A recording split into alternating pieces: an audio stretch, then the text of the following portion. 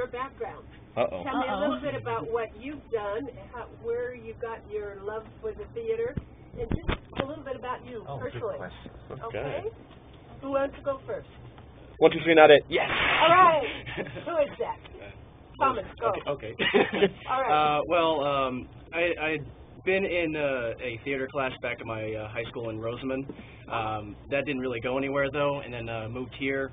And I noticed the theater department that we had up at the college. Yeah, right. And and so I looked into that and started taking classes there. And I wasn't particularly sure. I mean, like, I had the desire, and I just was going through the classes. But then I met Robin, the director of this play here, and she helped push me a lot. And she actually got one of my big first breaks. I was understudy for Chad here for the play Cahoots at Kalota. And I actually did get to go on one night because he had a family emergency he had to get to. And so I went on. It was a great experience, and I really appreciate Robin for that. Yeah. And the love came after that. Yeah. You just got your soul now. And then I got really refined by Melinda, the teacher we had up there. Okay. I really appreciate everything that she did, because she's just one of the greatest teachers that I've ever met, and it really saddens me that she's not going to be here anymore, and that we've lost the theater department over things I can't go over right now. Yeah. That's another show for another. That is a whole other show. I agree. How about you, Lena? What is your background? Currently I'm attending Burroughs High School, so everything that I've done with theater has been directed by Tristan Kratz. Okay. She's a pretty fabulous director. I mean, when she has a vision, she definitely goes for it, and she goes all out, and I respect her for that, because she loves her art, she loves what she does, you know. That instills in you a love for what you want to do. Definitely. My first production was Cyrano de Bergerac, and my goodness. that was just a phenomenal play. I guess. It introduced me to theater. Basically, that play was just like, all right, this is what I want to do for the rest of my life. Were you in that, Lena? Yes, I was. You weren't Roxanne, were you? No. Okay. I wasn't that lucky. No, I played a marquis, which is sort of French aristocracy, and I also played a nun, a Catholic nun. I love that play. Yes, I loved it forever. Wonderful play. Okay, Chad, tell us a little bit about you. My name is Chad Terry. Yes. I've only been doing this acting stuff since about 2005, so only about 5 years, and I think it really started when we did extra work. I think when Planet of the Apes came into town. Oh, did you get in on that? Yeah, I got in on that, and I believe it was after that I did all the because that was like 2000 when that was filmed. Yeah, so I didn't even do anything for many years after that, and I decided to go up to the college and check out their theater department there. I got cast in Reimers of Eldritch as just kind of a small role. But it was something, and ever since that, I stuck with it. I really enjoyed it, and I kept coming back to Saracoso for that specific education. And I've been down into LA. I've done things down there. I've done things in Albuquerque, New Mexico. No kidding, in Albuquerque, that's my hometown. Yep. Oh, that's where I'm moving back to. Yeah, right. I love it there. And there's a lot of film there, and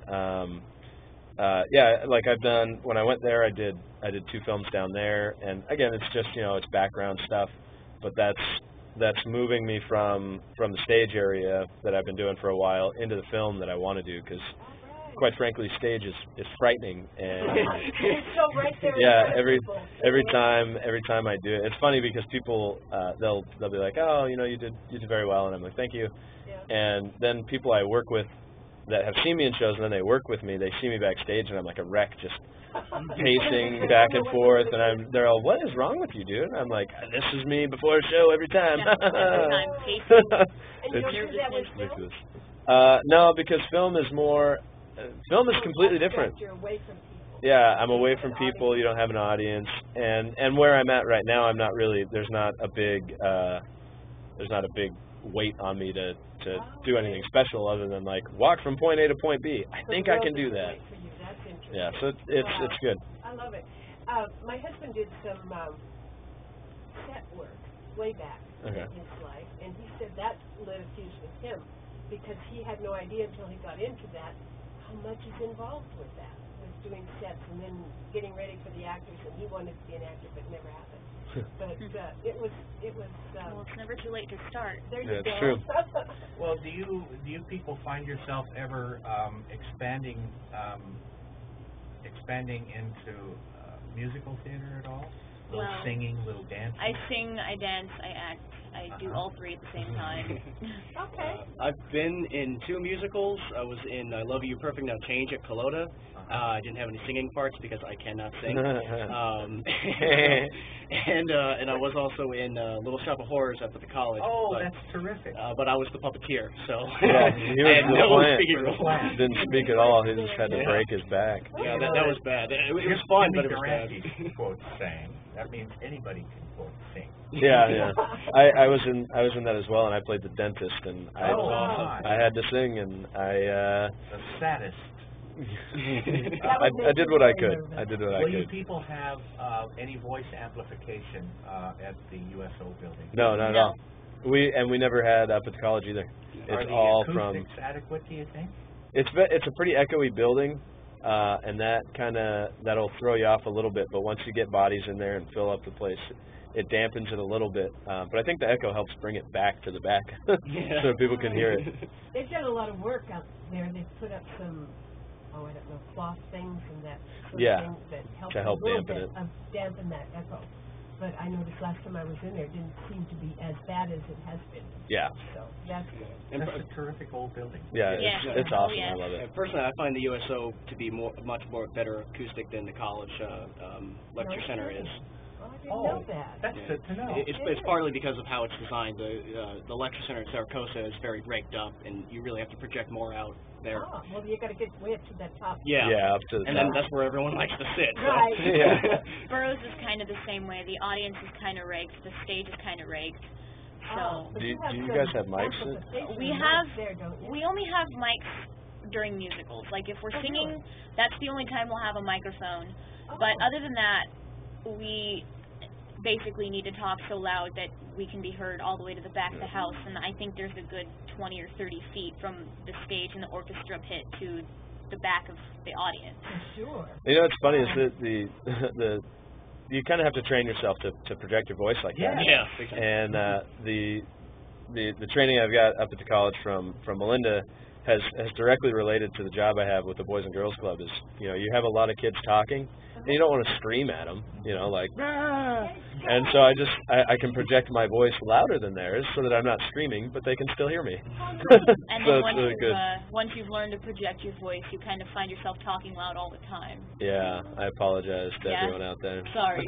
Allow I your kinda do that hearing too to sometimes. degrade, and you'll find Perfect, yeah. us old guys realize Lots that. of Yeah. reasons to speak loud. But there's a difference in speaking real loud and projecting so that somebody can hear you out there. There, yeah, Yeah. definitely. And you still have to have emotion in your voice instead of just loudness.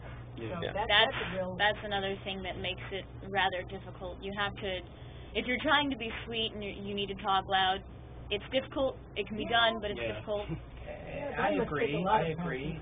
With today's Bluetooth technology, I don't see it being a strenuous leap to have individually wired voices on stage.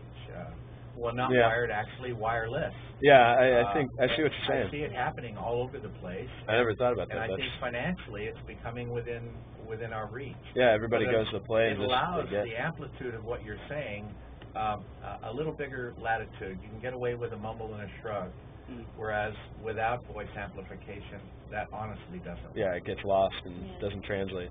different kind of Pretty action interesting. situation. Yeah. Well, folks, this play is Escanaba in the Moonlight. It's something that everybody in Ridgecrest should see. Everybody. Should, and I don't know how we're going to get everybody in there on just 2 nights. Yeah, I know, right? Sorry Fill about it that. up for 'em and not let them. I'm going to buy my ticket today. Me too. Yeah, you Okay, should. that's a Definitely. good idea. That'd be awesome. All And right. just to touch on it, I don't know if little kids want to go or not because there are a few choice words. I know I got a word that starts with an S. There's a couple words in there, not too bad. So depending on how you feel about that, just use your own judgment. I appreciate that, because Yeah, no sometimes problem. people don't know that, and Yeah, they are a little they get bit in there and they're like, So what? if you're going to bring their kids, just be aware that they could have a couple of swear words thrown out at them. Yeah, just small ones. Just small ones. Well, I mean, but it's nothing really horrible. Yeah, Probably okay. nothing that they wouldn't hear just walking down the street. Yeah. To Yeah, shock very you true. as a parent, I took my daughter to see The Best Little Whorehouse in Texas. Oh, yeah? It was on stage, and there were two places where I grabbed her hand and was ready to leave. Uh-oh. What did you expect? I mean, look at the title of Yeah. that. Yeah. Who knew? Who knew? Anyway, for $5, you can have a fantastic evening on the 27th or the 28th of August. You get your tickets today or the rest of the week That's at it. Red Rock Books. $5. $5, and you can see these stars here. We've got Tom, Chad, and Lena, and they'll all perform for you on those days. So Very good. plan on seeing it. All right. Okay. Thank you for having us. Thank you Thank so for much. being here. We appreciate you. It's been great.